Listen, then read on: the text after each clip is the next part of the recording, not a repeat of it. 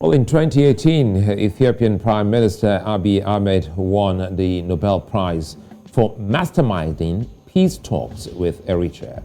Now, 3 years after his highly esteemed prize, Ahmed, a man once at the war theater for Ethiopia, as a soldier, wants to lead his country in war against Tigray. Now, the world is calling for a ceasefire and negotiations on the table, but neither Ahmed nor the Tigray People's Liberation Front, TPLF, are willing to sheathe their swords. It's getting down to the wire. More humans are dying, and famine has crept into Africa's second largest population. We go back to Tigray today on VSA. Welcome. I'm Sulaiman.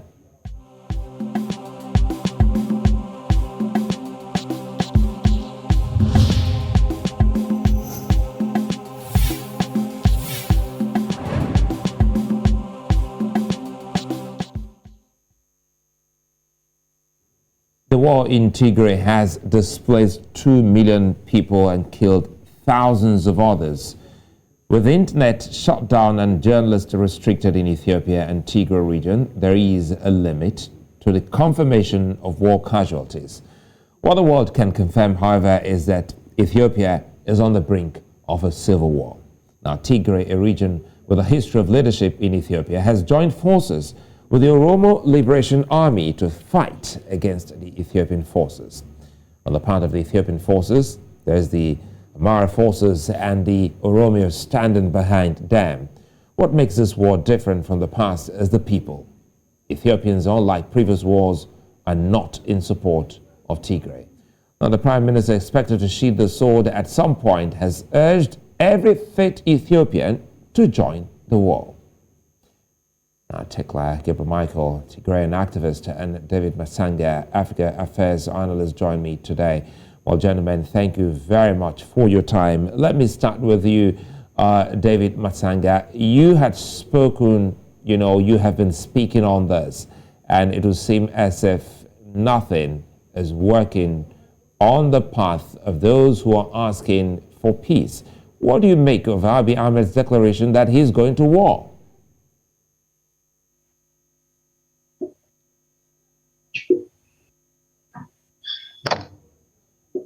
Well, it seems, David Matsanga, you can hear me, or perhaps maybe you're not ready. Let's go to Gebremichael. And, a whole lot happening, and the world is already watching.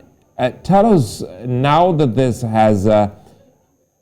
did you expect to see the man who's won a Nobel Peace Prize say he's leading this battle?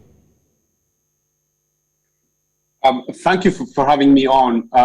Not really, because he is not a stranger to making unprecedented and even, I would dare say, deranged moves. It was only a couple of weeks ago that he told the Secretary General of the United Nations that he was using starvation as a war, as a weapon of war, openly to the Secretary General. So he's a person who doesn't have any scruples of what is right and what is wrong and what is appropriate and what is not.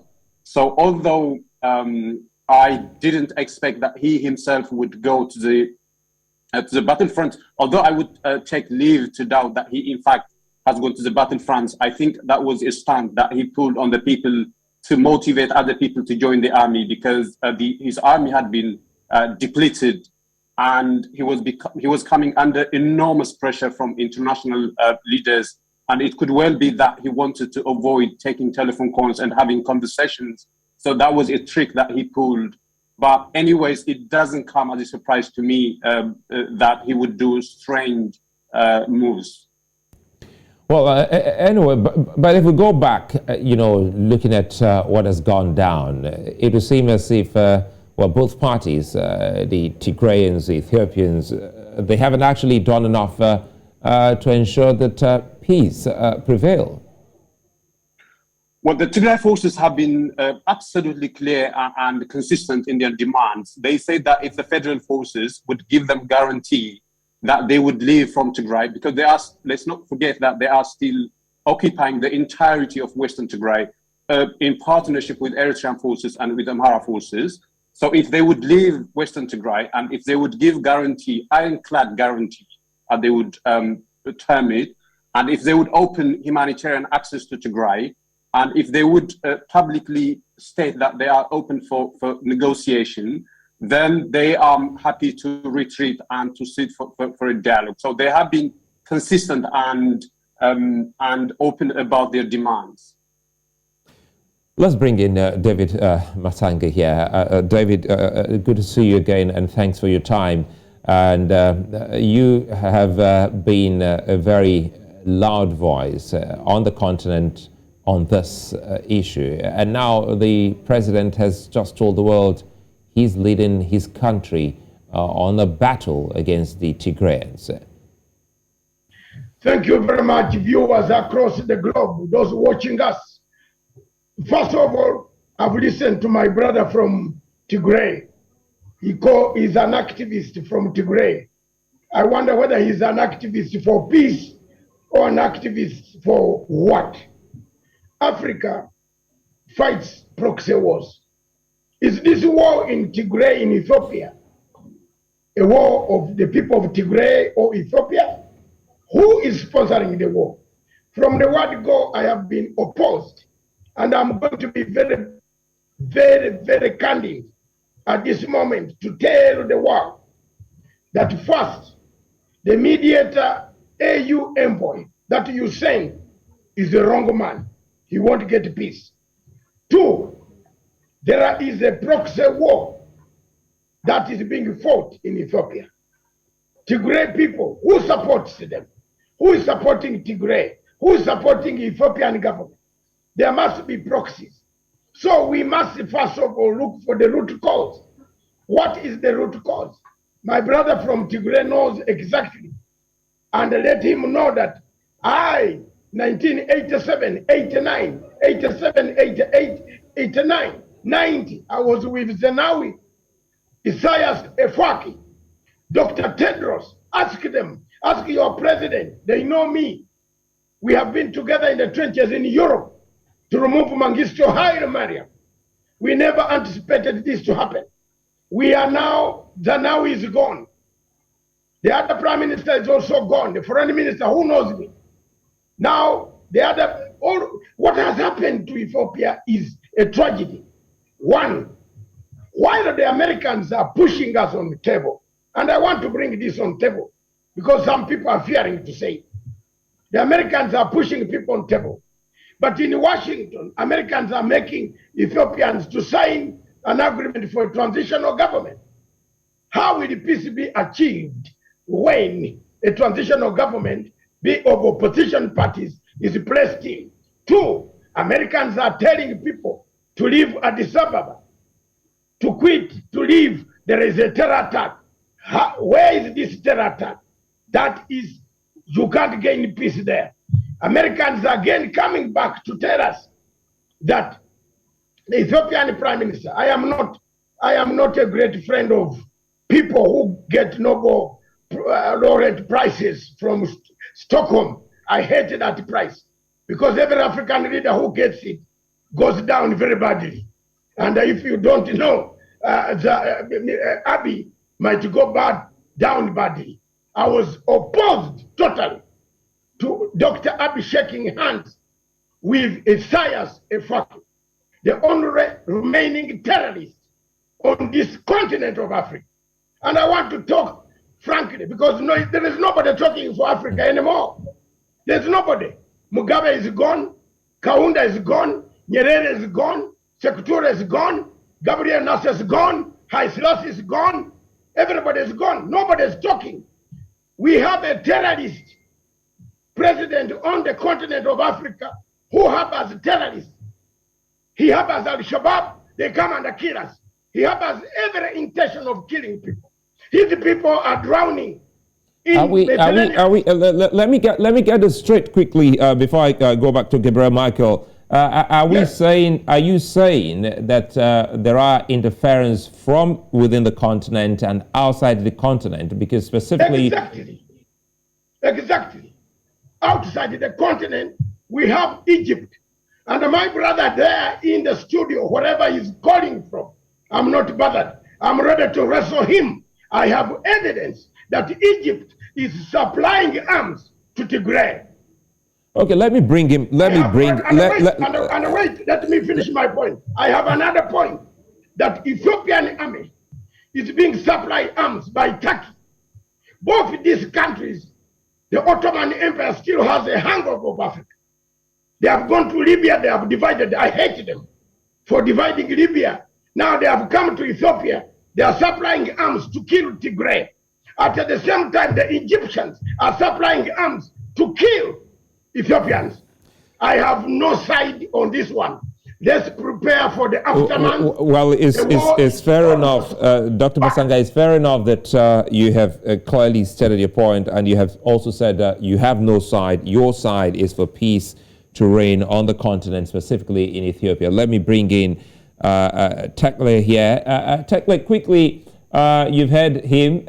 He feels that, well, he's had some questions of you, but again, it is my position to ask truly if we have done enough to broker peace. Now, talking about Africans and African leaders, do you also believe that there are interference from outside the continent, fueling this crisis in your country? Yeah. Well, before I jump into your question about interference, can I address some of the points that By all means, go ahead. Mr. Matsanga raised? So he raised some question marks about me, whether or not I was a peace activist. And I am a peace activist. Maybe I'm not as passionate when I speak about peace like Mr. Matsanga. I like and appreciate the energy and passion with which he spoke. And I would call upon other African brothers and sisters to speak for peace, because ultimately I think that is what needs to happen. There should be a significant mass of people who advocate and preach peace. So I am for peace. And in fact, the Tigray people are also for peace, because they have been saying, let's respect the constitution. If the Tigray demand was to be boiled down to one sentence, it would be, let's respect the constitution and live in peace. So there is that. About Egypt supporting the Tigray forces, there is absolutely no evidence that that is the case. And I'm not really interested in conspiracy theories here, so I would leave that at that. About whether or not Africans have done enough in the Tigray war, I think Africans have on the whole failed when it comes to Ethiopian conflict and the war on Tigray. The African Union, when the war started, stood in solidarity with the Ethiopian regime, even though the regime had made it clear that it was going to Tigray to subjugate the people because they held a political view that it didn't like. And the African Union sided with Abiy, and there was any high-profile African who spoke about the situation, who raised awareness. And there hasn't been any critical opposition from any African circles for the past year. It has been a year and I think 13 months since the war was declared by Abiy, and there hasn't been any significant, not even a minute opposition from African. And it's actually the first time that I'm hearing my brother passionately speaking against war. And Africans have failed on the whole, in my judgment, to be honest with you. Well, let me bring in David again, and in as much as this is all about peace, and I like the way Teklay has also highlighted the importance for us. He's also in agreement with you that Africans, especially the leaders and even the AU, haven't actually done enough. But it hasn't snapped yet, so there's still some form of hope, isn't it, David? It is snapped already. If a president of a country says he has mobilized his people, he is on the front line like Idris Deby. Idris Deby, after the winning of elections in Chad, decided to go on the front line. And he was killed by rebels that were trained by Egypt under General Haftar Khalifa, who's sponsored by Egypt and France. He was murdered on the front line. So when you said it hasn't snapped, that's wrong. Point number two, when you look at the entire, who is supplying arms to Tigray? My brother there doesn't want to say because he's from Tigray. For me, look at my eyes. I'm Dr. Matsanga. I was born 66 years ago.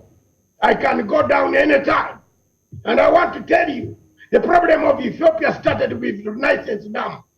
And that dam is the crisis, mainly where external proxy members who are hiding behind the current situation, because China built the dam, America lost the contract.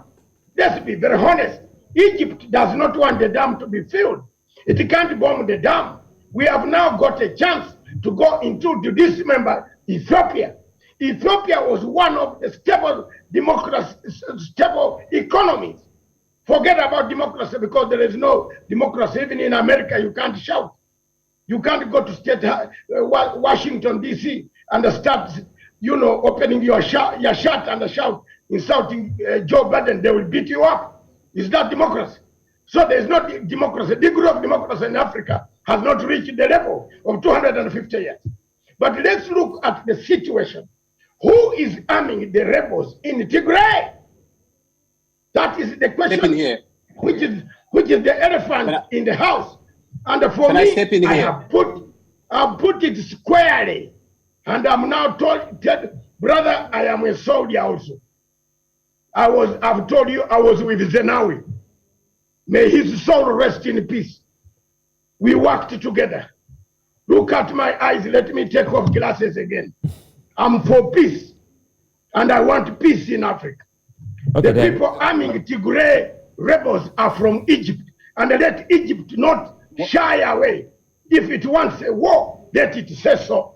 But people on this other side, Turkey, is arming Ethiopian army to kill Tigray. I'm hoping. I'm hoping that we should be able to get when we stretch this, we should be able to get the side of the of Egypt on this. Now that you're stone sure that there is a hand, there's an Egyptian hand in all of this. Where do you get? Okay, where do you get it? Sulaiman, let's be honest. My brother here is looking for peace. Where do you get the arms in that? Let's bring in Teklay here, and Teklay, quickly. I wanted to react to that, but again, also weighing on this, because some have also described the government's action, as well as Dr. David Matsanga. He said it snapped already. I want to also get your view on that. Do you think it has gone past redemption? Well, first on some of the points that Mr. Matsanga raised, maybe I should give you a bit of context with respect to Egypt and the TPLF. So the Grand Renaissance Dam that he briefly mentioned was on the main built by the TPLF. The TPLF was empowered in coalition with other parties, of course, in Ethiopia until 2018, rather. And the dam was started 7 years before that. So it was already 70% built by the time the TPLF was pushed out from Addis Ababa. And Egypt's interest in Ethiopia mainly hinges around the dam. So there is no love lost between TPLF and Egypt. Insofar as they could be related, they should be related as enemies. They are the TPLF and Egypt. So there is no reason that Egypt would side with the TPLF. If anything, Egypt would want to destroy the TPLF, given that the TPLF had built the dam that Egypt wants us to destroy. So it wouldn't make sense for Egypt to support the TPLF. That's the first point. But even if it wanted to, there is the question of the practicality. Now, Tigray has been physically isolated from the world. There is nothing that could get into Tigray. No flight, no roads, no nothing. So unless Egypt has dug a tunnel from Cairo to Mekelle, the capital city of Tigray, and is shuttling troops underground, there simply is no way that Egypt could deliver weapons to Tigray. So to say that Egypt has been arming the TPLF is simply crazy. As a matter of practicality, even if we were to grant that Egypt would have an interest in doing that. As for your question whether or not the government is beyond redemption now. Absolutely. I think the Tigray forces, in coalition with other forces, are now on the brink of taking Addis Ababa.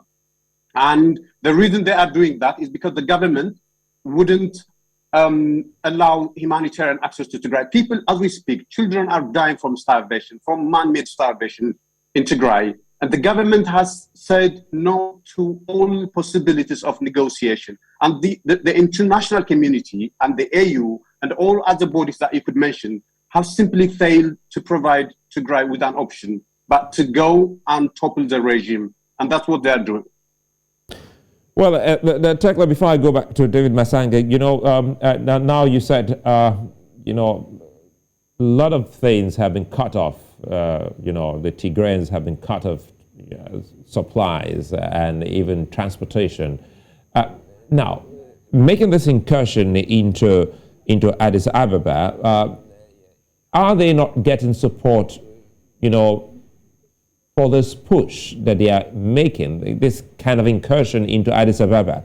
Because some people are worried, asking the question for people that have been, so deprived and subjected to some of those inhumane, things as alleged by the Tigrayans. Who are those backing the Tigrayans in this, onslaught? There is nobody supporting the Tigrayans. The Tigrayans are just fighting. On the 28th of June, maybe I should start by giving you a bit of context about the big events that transpired over the past year. So the war started on the 4th of November 2020, and I think it took about 3 weeks for the government to push the TPLF to the mountains. Well, they made a decision to go to the bushes and mountains because they didn't want to conduct urban warfare. The government was indiscriminate in its approach to the war. It destroyed cities, and it was determined to destroy everything: people, cities, bridges, infrastructure, and everything, to take out the top leadership of the TPLF. And the TPLF said, the TPLF and other parts from Tigray, actually, I shouldn't be saying the TPLF, but the Tigrayans in general said, okay, we should go to the mountains, to the bushes, and reorganize and mount a guerrilla warfare. And that's what they did. And in a development that shook the world, on the 28th of June, by capturing thousands of prisoners of war from the federal army, they retook Mekelle. And in doing so, they also captured weapons from the federal army. And they used those weapons to advance into Afar and Amhara regions, because like I said before, they didn't have any other option but to go in hot pursuit of the enemy. And in the process also, they have gained more and more armaments and weapons from the government, and they are using that. Now, our guest, Matsanga, mentioned that this could be a proxy war, that there are other international actors that could be playing a role in Ethiopia. Now, the US is on the whole on the side of Abiy. They are trying everything they could to salvage Abiy because of his liberalization and other economic policies that is more amenable and suitable to the US and the Western powers in general. They want to rescue him, and that's why they are giving him as much leeway as possible for him to survive this. So there isn't any other external power, external Western power, or any other power that is supporting the TPLF. Even if there was an interest in doing that, that's my point. Even if there was an interest in doing that, there simply is no practical mechanism of relaying and delivering armaments to the TPLF because the Tigray has been physically cut off from the world. Okay, let me bring in David Matsanga here and help us here, David Matsanga, because no better person to take us back in history. Is it safe to say history seems to be repeating itself?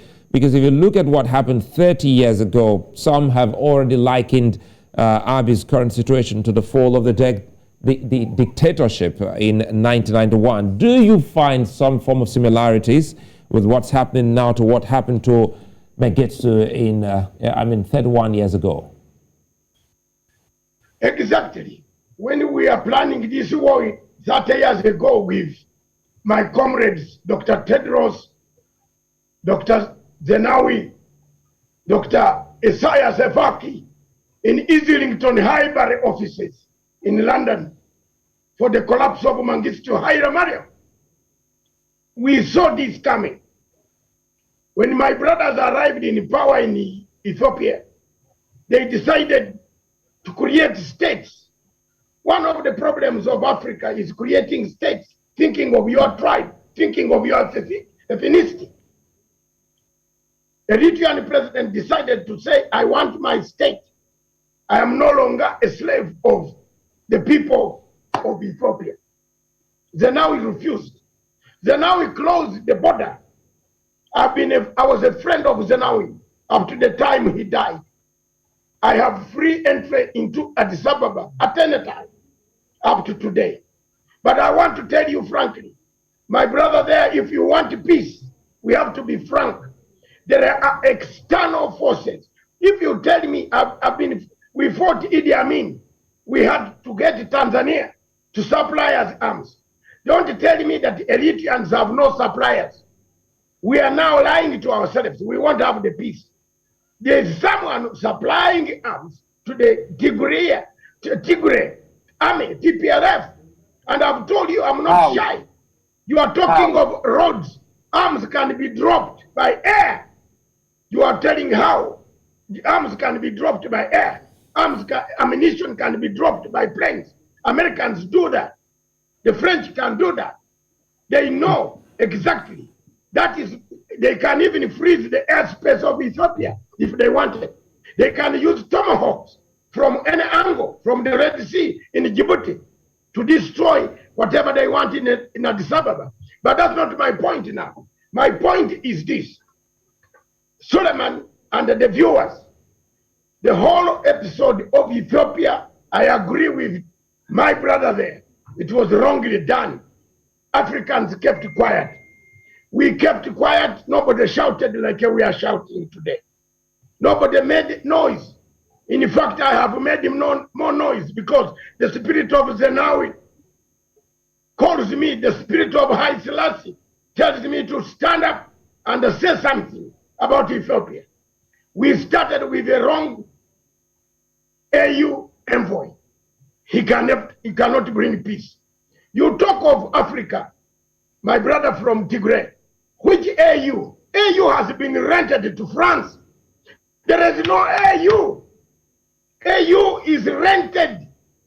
France pays us for the rent of that tall man called Muhammad Faki. He has sold AU to the French. It has no teeth. It cannot bite. So AU is useless. It cannot even stop one bloodshed on the continent of Africa. As long as you put an envoy called Obasanjo. Obasanjo is purely looking for more money to build more libraries in his state where he comes from. There is nothing he's gonna got that he won't get any peace. This thing has snapped already. Have you seen? It is snapped, it's gone. Now let's prepare for the aftermath, the spillover. I am happy with President Uhuru Muigai Kenyatta of Kenya for closing the Ethiopian border in preparation for the spillover. As he rightly said, my brother has said, the rebels are 40 kilometers away from the capital. Britain and America today told all their nationals to quit Addis Ababa. So you tell me how a government can function. It can't function. The Prime Minister of Ethiopia said, all able people go to the front line. We are now playing politics of suicide politics, of martyrdom. We want to die because there is no other alternative left. That is what it is. It's the pity of Africa. So for me, as a peacemaker, a peace lover, a conflict resolution expert, I would first of all, if I were not Obasanjo, I would have brought in Chisano. Well, I think we'll take a moment. When we come back, we'll be talking about, some of these key things you are almost, going into. Because if you both have agreed that, well, it looks like it has snapped, then we should also be talking about what next, at least to mitigate the impact of what is to come when this crisis engulfs the entire country. It's really sad to say.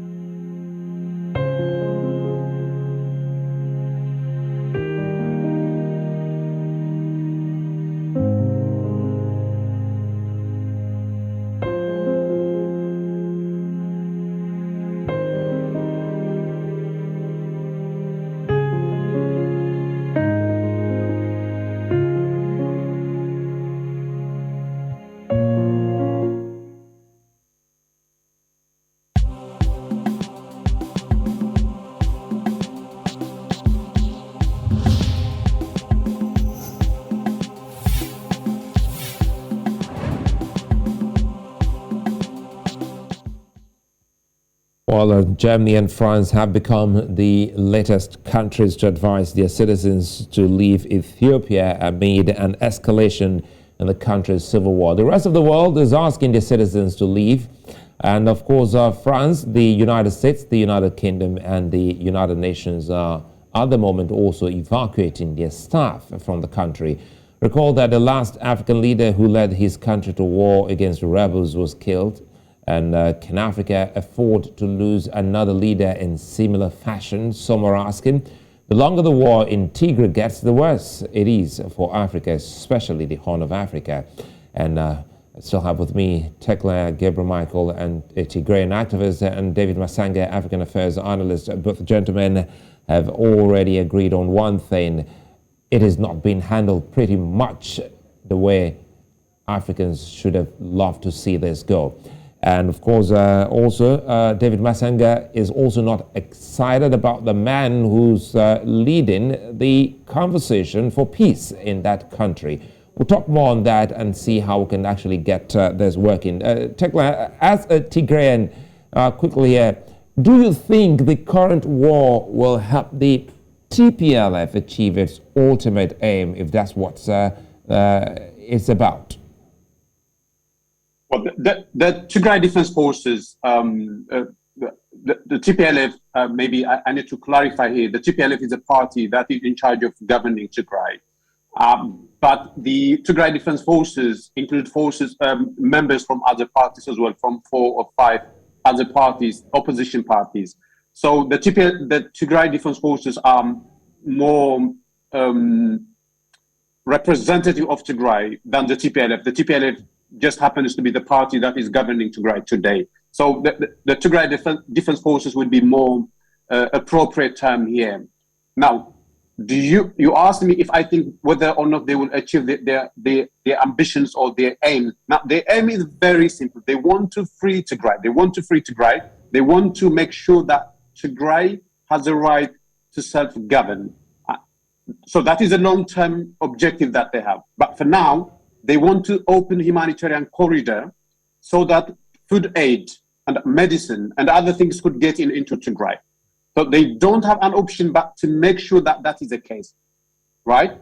And one of the humongous fails of the international community has been its failure to listen to what the Tigray forces are saying. The Tigray forces are saying that the international community must assist in getting food to Tigray so that children don't die from hunger, from starvation, which is happening as we speak again. It was only a couple of weeks ago that I think the BBC reported about 200 children had died from starvation. Now that is a staggering number for 200 children to die from starvation in this day and age, because the international community has failed to listen to what the Tigrayans are saying, is shocking. So, with the Tigray Defense Forces achieve their objectives, they have to. They don't have an option because the international community has failed to provide an alternative option for them. Well, David, where can we say Ethiopia or Africa got it wrong in the area of mediation?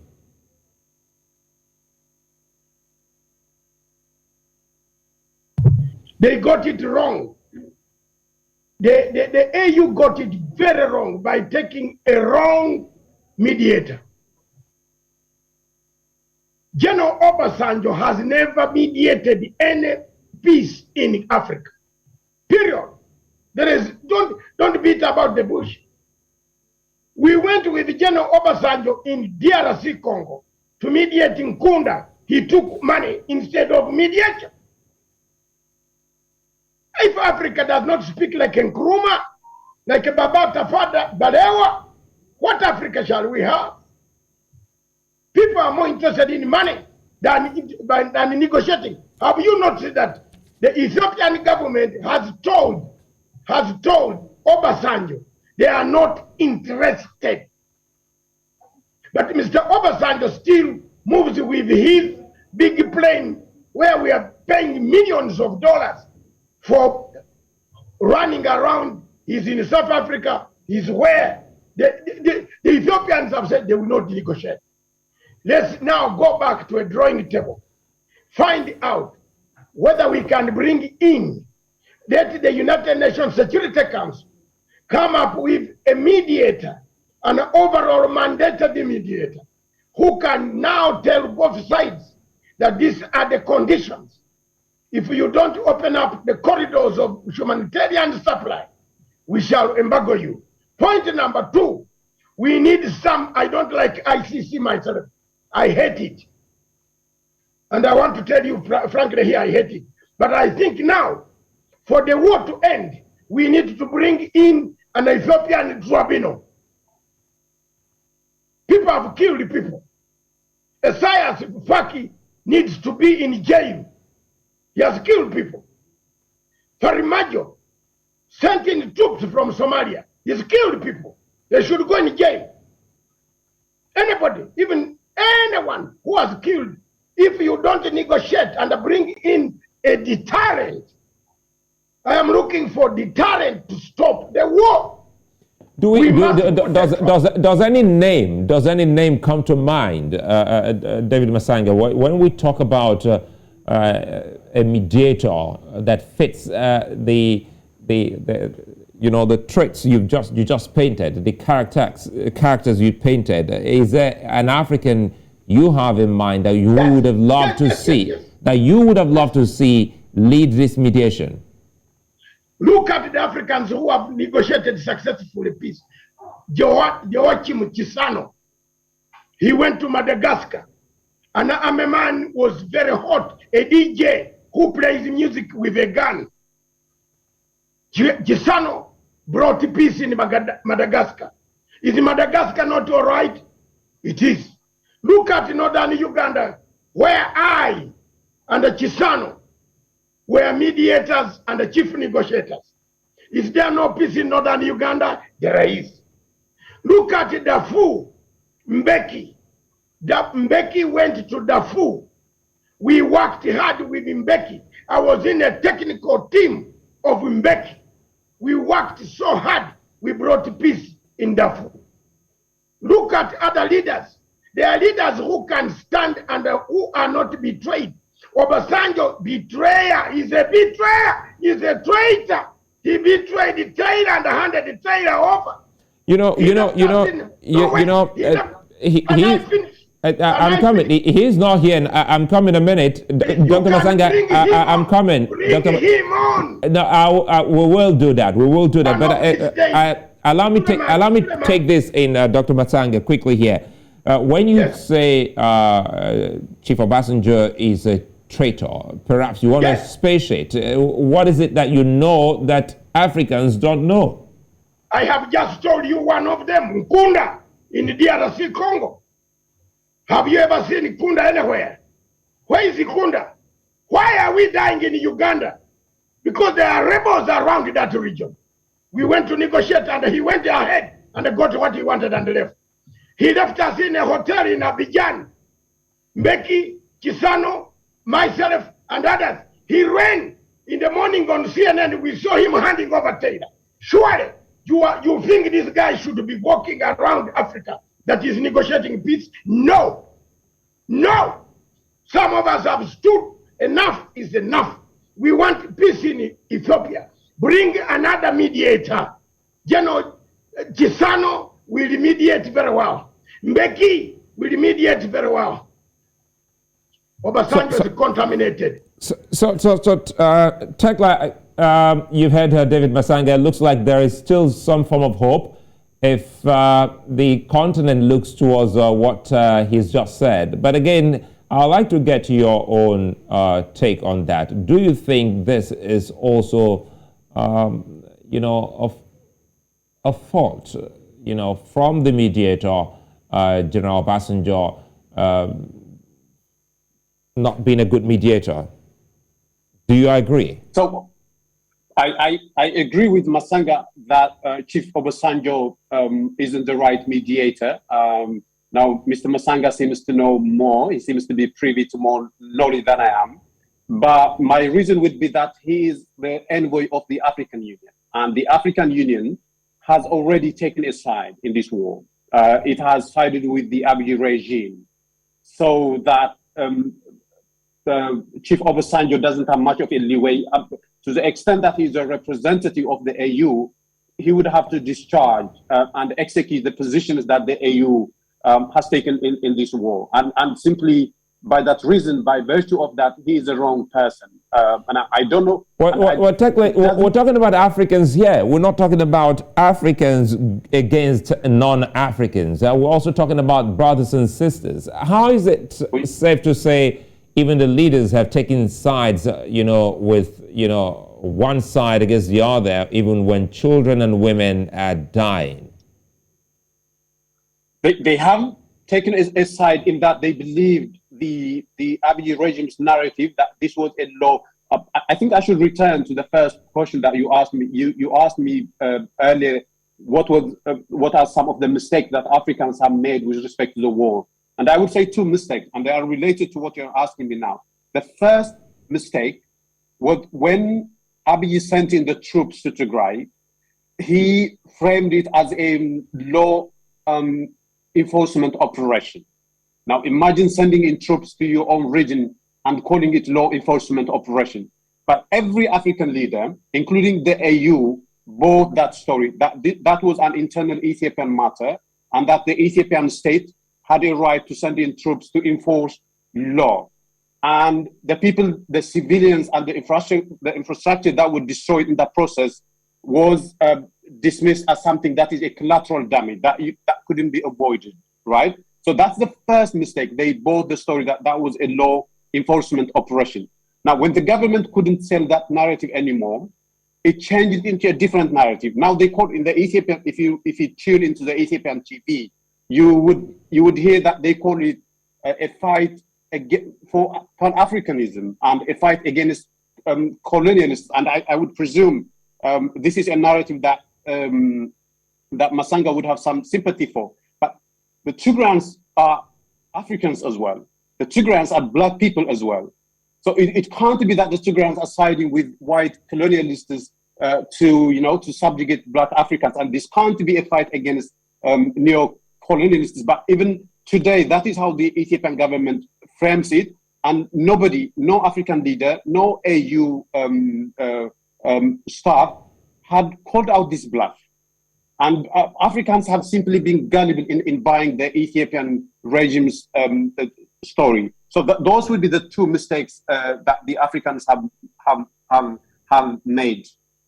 Let me bring in David again. And apart from, Mr. Obasanjo, the U.S. envoy, David, for the Horn of Africa, Jeffrey Feltman, and other AU envoys have all stepped in, yes, to mediate at some point. Is the problem in Tigray or Ethiopia beyond politics? Yes. You have hit the nail. It's beyond the politics. It now needs a real intervention, a military intervention from a United Nations Security Council. We must create corridors of entry into Tigray to feed the younger children, those who don't know what the war is. We must take deterrent measures. One of the deterrent measures is to arrest or to indict the four leaders on all sides. One, Ethiopian man should go to a tribunal and tell us why he sent troops across Tigray. Two, Somali troops were found in Tigray, 300 of them killed. documented. I've read the whole document, 156 pages. They were there. What were they doing there? 3, Dr. Ahmed Abiy must go on the line. 4, the Ethiopian president currently must be answerable. So that is the only way we are going to get peace in Ethiopia and remain, because people will fear fighting towards the capital to dismember a regime change. Another point which I want to make before my friend comes in. Brother, listen to me, all of you Africans. There is a silent regime change using George Soros' money. And the George Soros' money was Dr. Ahmed Abiy. Show me where he has worked. Where has he worked anywhere? He only worked in UN, in NGOs. This man was brought in to lead Ethiopia from the hands of the leaders who had set unity. And he was planted into Ethiopia. So NGOs of George Soros, which is part of an element of CIA mechanisms, because nobody can arrest George Soros, is funding the war somewhere, somehow. So they are not happy about Dr. Abiy Ahmed. He turned on and turned on them. Now they have caused the deaths, the millions of people dying in Tigray without food. A war has come. You talk of an American ambassador, who is that one? That one should leave, should go away. He's doing nothing. How can you be in Ethiopia when you have got 9 political leaders, opposition leaders in Washington, who have signed an agreement to come and make a transitional government? Have you been near Angel Gabriel? Where are you near Angel Gabriel to come and tell us lies? Even Africans, some of us read political science to the last iota on planet Earth. What will you teach me? You have a person in Washington ready to take over the government of Dr. Abiy. You have already lined up opposition leaders. You are now warning people to leave Addis Ababa. What do you want to do in Addis Ababa? Double standards, double standards. America is looking where it can sink its armory after Afghanistan. Collapsed very badly. Badly. What a shame. They went to Afghanistan. They went to Afghanistan and they left us. Now they have come to destroy us. They are creating a Yugoslavia in Africa. Ethiopia is going to be a Yugoslavia in Africa. Before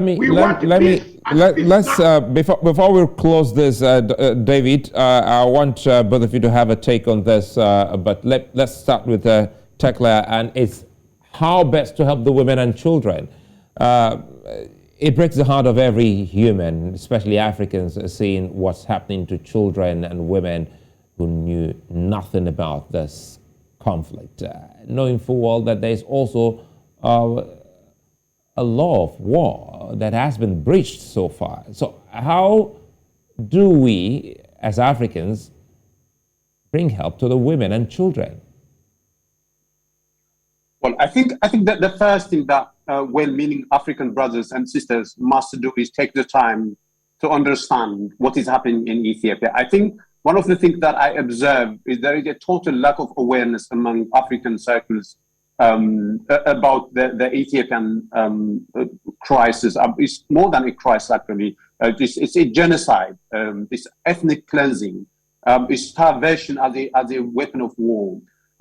It is civilians being, thousands of Tigrayans now in Addis Ababa being rounded up and harassed simply because they are Tigrayans. And I think that the first thing, and it goes a long way, that Africans must do is take the time to understand the situation. Once you understand the situation, stand in solidarity with those people who are at the receiving end of the brutality of the regime. And to those Africans who are within the means, who have the excess of food or whatever aid, I think they should try to deliver aid to Tigray by any means necessary. And my call to the international community and to Africans and to whoever is listening to us is listen to what the Tigrayans are saying. The Tigrayans are saying, we are being starved by our own government, and help us end this man-made disaster. It's a problem of biblical proportions that is being engineered in Tigray now. People are starving. And anybody who has a modicum of heart must do everything that they can to intervene and bring an end to this crisis. So quickly, your parting shot with us, David Matsanga. You've actually given more than 3, positions on how this can be brought to a halt, especially looking at some key names you have also mentioned as, suggested as possible mediators. Let's close on this. What next should we be looking at, David Matsanga? We should be looking at feeding the children who cannot be fed, the women, the poor elderly who are dying, who are being killed, who are dying because of hunger. The food cannot reach. Africa has food, but it cannot deliver the food to the dying people. Point number 2, we should look at deterrent measures that will stop first, get a ceasefire. One of the deterrent measures which Obasanjo has not even brought in, which you win, and I'm glad President Uhuru Kenyatta is the member of, a non-member of, rotational member of the United Nations Security Council. We should bring in deterrent measures like a UN hybrid tribunal. When somebody hears about the tribunal, he will abide by the ceasefire. I said this about South Sudan. People did not listen to me. Obasanjo went again in South Sudan. He wrote 2 reports. One is doctored, one is Allah. No, take this guy out of that place. He wrote 2 reports. Have you ever seen the South Sudan ever stable? The only way to stabilize Ethiopia at the moment is an international United Nations sponsored tribunal to look into the human rights abuses, to open corridors for food to enter Tigray. Absolutely. And less than that, we as neighbors prepare for the spillover. That's another angle you've just opened, and I'm quite sure Africans and Africa should understand the enormity of what you've just painted. And we're talking about the displaced and refugees that will come when this finally isn't actually sorted out. Many thanks to you, Dr. David Matsanga and Teklay Gebremichael. We will stay on this. It's really a tough one for everyone.